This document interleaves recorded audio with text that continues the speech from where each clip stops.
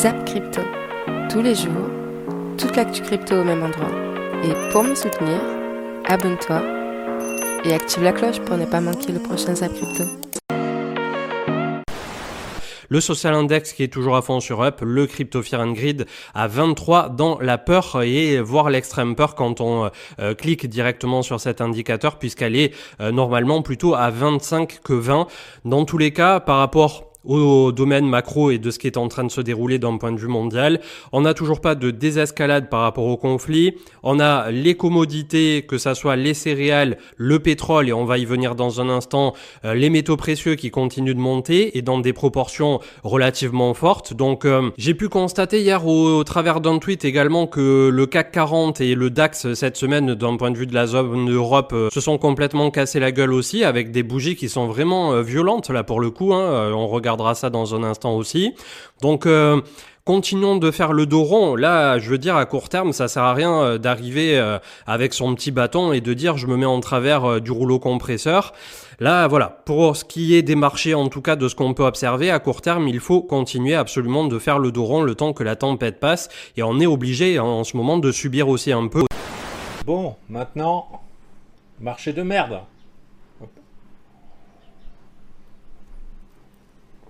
On se le cache pas, tous les rallyes échouent. Tous les rallyes échouent. Caractéristique d'un bear market, bien sûr ça peut changer dans la journée ou pendant des petites phases de marché, mais pour l'instant, disons que la balle n'est pas dans le camp des bulls. Donc c'est en DAX du Slipax avec la plupart des bonnes idées éventuellement pour passer des longues qui se font défoncer. On a vu ici une méga bougie rouge le 4 mars, un truc relativement incroyable qui a traversé comme dans du beurre des zones qui ont fait support par le passé. Une zone que j'attendais, que je considérais être comme la lucky zone, avec par le passé des réactions fortes. Et ben non, globalement rien à foutre. Petite pause le lendemain, aucun espoir, on continue à tendance baissière. Il faut savoir que c'est assez peu commun après des grands mouvements de voir un Bitcoin qui continue ses mouvements. Avant la clôture weekly qui est aussi dégueulasse, ça c'est vraiment pas bullish, il y avait de quoi clôturer au-dessus des 42, faire une bonne clôture. On la fait pas, on est rejeté. Au final on ouvre la semaine dernière à 37 700, on clôture à 38 300, c'est dégueulasse, sachant qu'on est monté entre les deux à 45 300, donc la clôture weekly elle est vraiment moche, à part si on revient bouffer les mèches. Bonne nouvelle, c'est que généralement ce genre de mèches on revient les combler, que ce soit au sud ou au nord, donc il y a de grandes chances de revenir combler ces mèches ensuite. Bon, c'est intéressant, c'est que le Bitcoin reviendra à 45, très probablement, quand j'en sais rien, mais on sait qu'à un moment ou un autre il y reviendra. Ce qu'on aimerait, c'est qu'il y revienne en maintenant le range, ce qui voudrait dire qu'on fera le W weekly derrière, et là vous aurez un sacré bottom sur le Bitcoin, bottom qui n'est pas encore marqué, je tiens à le préciser.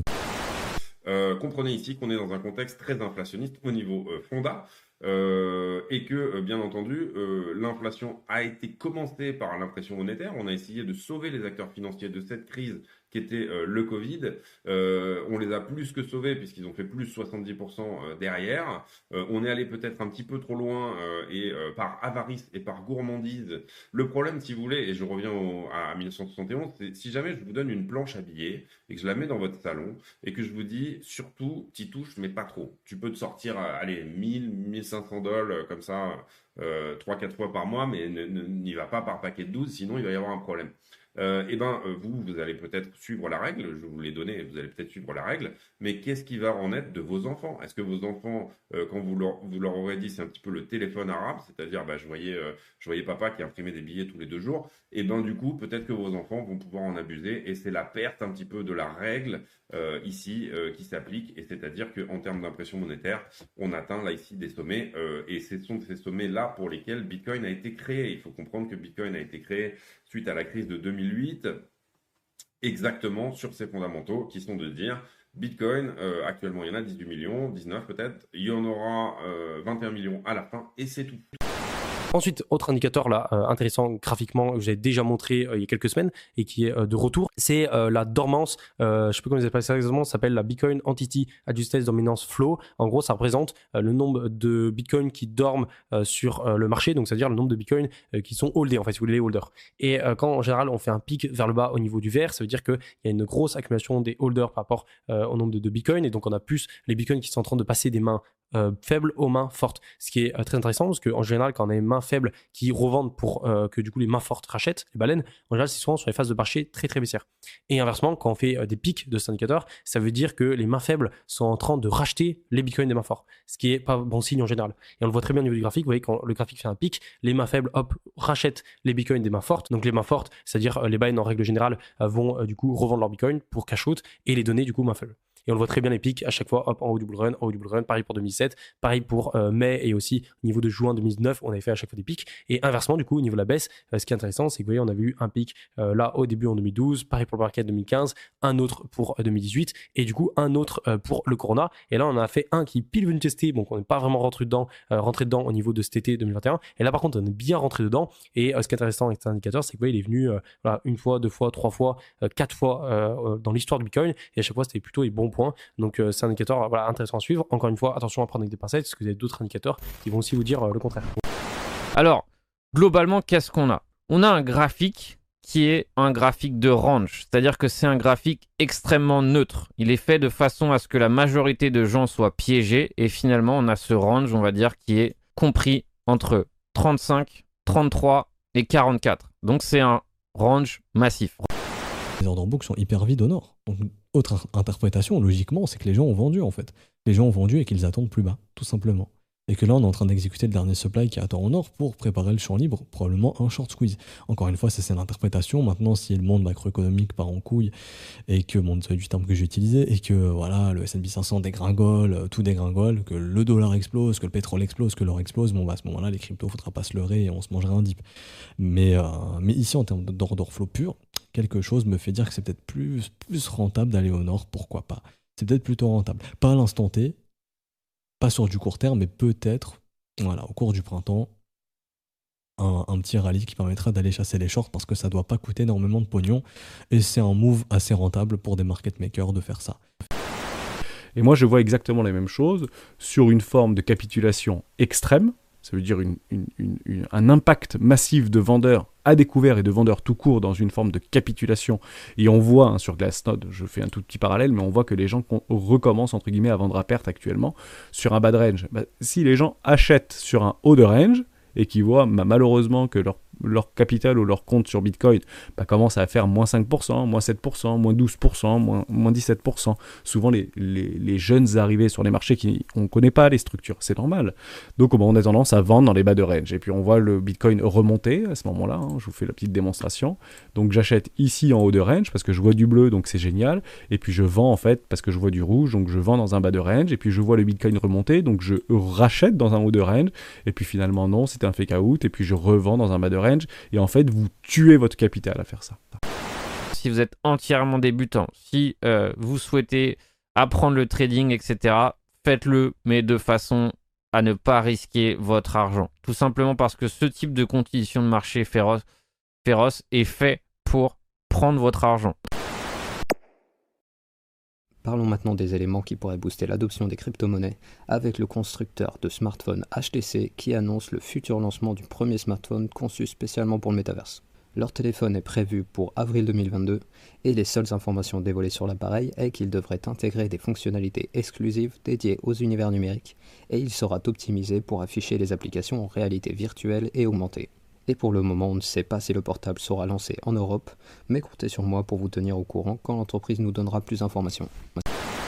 Avec Raphaël Bloch, si personne ne peut prédire l'issue de la guerre en Ukraine, il y a une certitude, l'inflation qui était déjà en nette hausse un peu partout sur la planète va encore progresser. Et c'est clair que là, on peut déjà commencer à avoir peur d'une récession en tant que telle, un peu comme on avait eu en 2008 lors de la crise des subprimes. Parce que si le Covid, ça pouvait potentiellement rentrer petit à petit à terme sur des échéances long terme, etc., dans les clous, là, ce qui est en train de se dérouler vraiment à court terme, ça va avoir un impact fort et et à court terme aussi. On pourra pas délayer tout ce qui est en train d'arriver. Donc pareil, j'irai pas ni faire du trop optimiste ni du trop alarmiste sur ce qui est en train de se dérouler, et par respect aussi pour les populations qui en souffrent actuellement, on pense plutôt à l'humain en ce moment qu'à faire de l'argent ou tout ce qu'il y a autour. Mais c'est clair que par rapport à l'inflation, les commodités, les métaux, tout ce qui est céréales et tout ça, ça va avoir un impact qui va être assez monstrueux. On va regarder au niveau donc de la crise du corona, du top jusqu'au, ça m'embête, jusqu'au bottom, on avait fait 40%. Donc oui, c'est énorme. C'est vraiment la crise, quoi. C'est vraiment des pourcentages qui sont énormes. Dans le BTC, ça, on le voit à plusieurs reprises. Mais encore une fois, dans les marchés traditionnels, ça, c'est signe vraiment de mauvaise santé. Et là, on va voir depuis le top.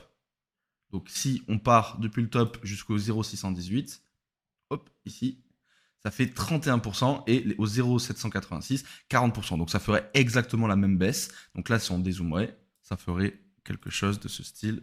Donc là, je fais juste enlever ça, on dézoome.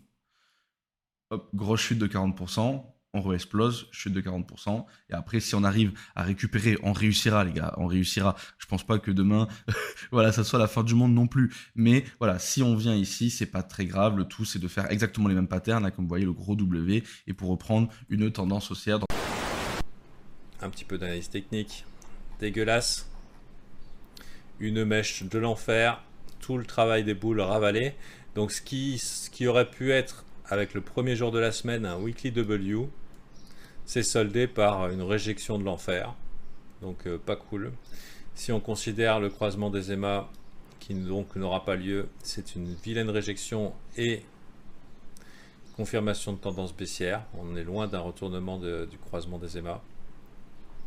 Au niveau Ichimoku, je ne sais pas si on est repassé dessous. Ah, presque. En tout cas, on est en train de batailler sur la partie extérieure du nuage. Je ne suis pas sûr qu'un passage en dessous soit très profitable.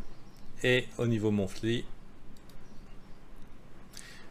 la monthly, en une semaine, on a annulé tout le travail de réaction au niveau du support. C'est vraiment pas joli. Donc voilà. Alors, ce zap t'a plu?